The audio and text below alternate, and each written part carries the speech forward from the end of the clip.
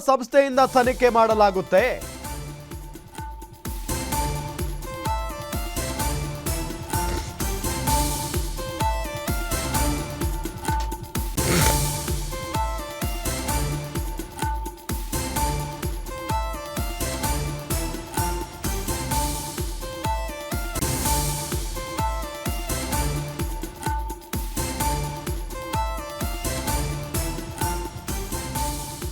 ಕಾಣದ ಕೈಗಳ ಭೇಟೆಗೆ ಯಾವ ಸಂಸ್ಥೆಯಿಂದ ತನಿಖೆ ಮಾಡಿಸಲಾಗುತ್ತೆ? ರಾಜಣ್ಣ ಮತ್ತು ರಾಜೇಂದ್ರ ಮೇಲೆ ಹನಿ ಟ್ರ್ಯಾಪ್ ಟೀಮ್ ಕಣ್ಣಿಟ್ಟಿದೆ. ಹನಿ ಟ್ರ್ಯಾಪ್ ಪ್ರಕರಣ ತನಿಖೆ ನಡೆಸುವಂತೆ ನಾಳೆ ದೂರು ನೀಡುವಂತ ಸಾಧ್ಯತೆ ಇದೆ. ಕೇಸ್ ಸಂಬಂಧ ದೂರು ನೀಡಲಿದ್ದಾರೆ ಸಚಿವ ರಾಜಣ್ಣ ಅವರು.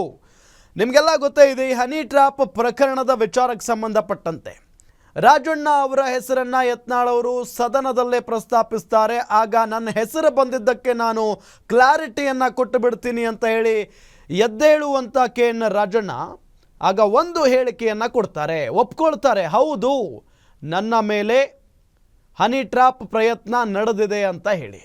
ಇದು ನಿಜಕ್ಕೂ ಕೂಡ ಎಲ್ಲರಿಗೂ ಶಾಕ್ ಆಗಿಬಿಡುತ್ತೆ ಆ ಕ್ಷಣಕ್ಕೆ. ಬಿಕಾಸ್ ಸರ್ಕಾರ ಇರೋದು ಕಾಂಗ್ರೆಸ್ನದ್ದು. ಕಾಂಗ್ರೆಸ್ ಸರ್ಕಾರದ ಪ್ರಭಾವಿ ಸಚಿವರೊಬ್ಬರ ಮೇಲೆ ಹನಿ ಟ್ರ್ಯಾಪ್ ಪ್ರಯತ್ನ ನಡೆಯುತ್ತೆ ಅಂತ